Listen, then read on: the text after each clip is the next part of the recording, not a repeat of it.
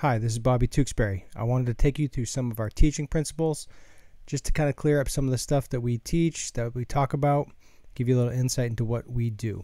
So on the left, we've got Barry Bonds. On the right, we've got Grant Levine. Obviously, Grant has done a nice job early in his pro career. I want to just say that I'm certainly not trying to take credit for Grant here. He's always been a good hitter. He's always had good moves. He's a good hitter. He's a hard worker. He does train here, and he does exemplify the mechanics that we believe in. And, a lot of our work has been around mental approach and certainly cleaning up some of his swing moves, but he's a great hitter. He's always been a great hitter. So the thing that I wanted to talk about is kind of how the shoulders are working, how the hips are working, and understanding just basic body positioning and how that affects the barrel path, which helps us be more productive as hitters. So what we're going to look for with a hitter like Bonds, and the reason I have Bonds here is because they've got pretty different styles. Bonds does a toe tap. He hitches his hands. Grant just has kind of a rock back, angles the barrel behind his head. Pretty different styles in the big picture. So we've got Bonds tipping the barrel, and what we're looking at is the shoulders are going to go from this kind of downward slope towards the pitcher, and as his hands are still back, as the hips start to open, the shoulders will slope away from the pitcher towards the catcher. And we'll see the back knee turn in. We'll see the front leg start to open up with him. The belt buckle will be forward. So he's effectively cleared his lower body. The back elbow is down. The lead arm is up. That upper body positioning of the back elbow going down and lead arm coming up will flatten the barrel.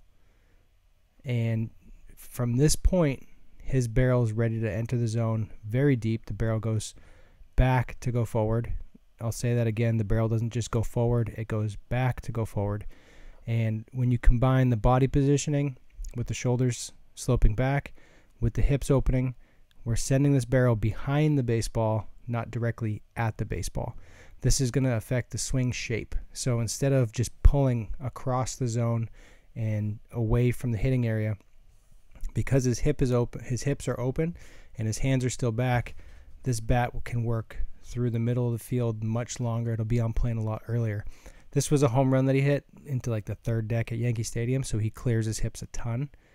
And you can see he kind of spins off his heel right there, which is it's fine. It's as much of anything, it's just a reaction to the pitch location.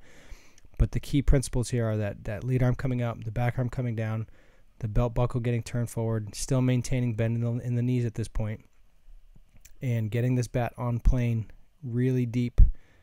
You can see his bat is flashing through the zone right here. So I'm going to hold him at this frame right here. Now when we look at Grant, just a little rock back move, angles the barrel behind the head, and he's got a little bit of a release with the barrel. Robinson Cano has a little bit of that, where you can see it's angled. It kind of floats away from the head slightly as he starts his turn. But we're going to see very, very similar body positioning here. The back elbow's down, the lead arm is up, belt buckle's forward, back knee is down and in, front leg is still bent.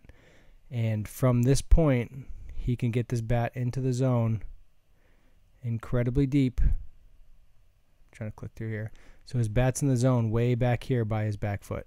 He's not pushing it forward towards the ball. He's swinging behind the ball.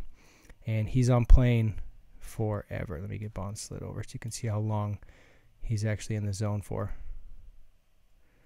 So from the tip of the mouse right here all the way to there. He's in the zone from back here all the way to here. This is a huge, huge hitting area. I would define that as being on plane or in the zone for a very long time. But you can also see how this direction is very much through the ball and through the middle of the field. Hasn't rolled over his hands yet.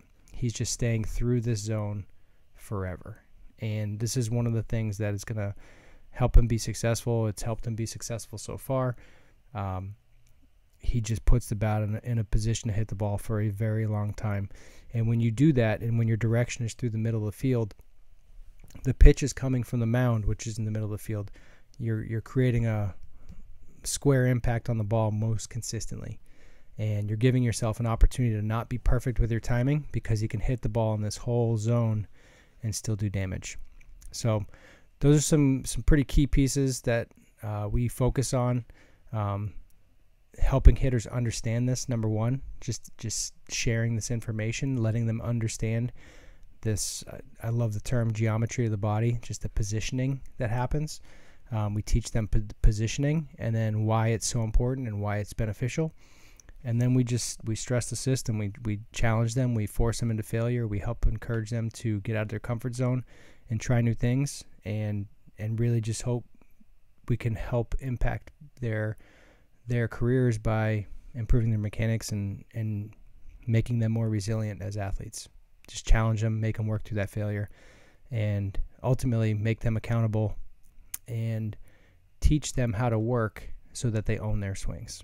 So shout out to Grant. Good luck to his season this year. Anytime you're doing something that looks similar to Bonds, you're doing something pretty good. So yeah, just wanted to share that. If you have any questions, please let me know. You can either comment wherever this video is posted, or send me an email at bobby@tewkshitting.com. Thank you very much.